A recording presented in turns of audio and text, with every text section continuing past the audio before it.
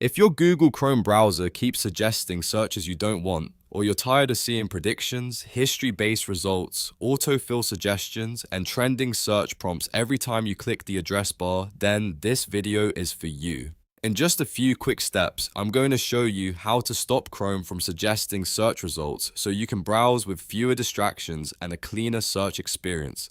And before we jump in, if this tutorial helps you out, make sure to hit the like button and subscribe for more simple tech tips and how-to guides. Alright, let's get started. First, open Google Chrome on your computer. Once Chrome is open, take a look at the top right corner of the browser window. You'll see the three dot menu. Click that menu and from the drop-down list, select Settings. This will open the main Chrome settings page where you can change different options related to search, privacy, autofill, and more. Now, on the left side of the settings page, look for the section called You and Google. Click on that and then select Sync and Google Services. This is the area where Chrome manages a lot of its prediction features and search-related suggestions. If you've ever wondered why Chrome seems to know what you're about to type, this is one of the places where that behavior is controlled. Once you're inside Sync and Google Services, scroll through the options until you find Improve Search Suggestions. This setting is responsible for helping Chrome predict searches based on your activity and other signals. If you want Chrome to stop suggesting search results in the address bar, turn this option off.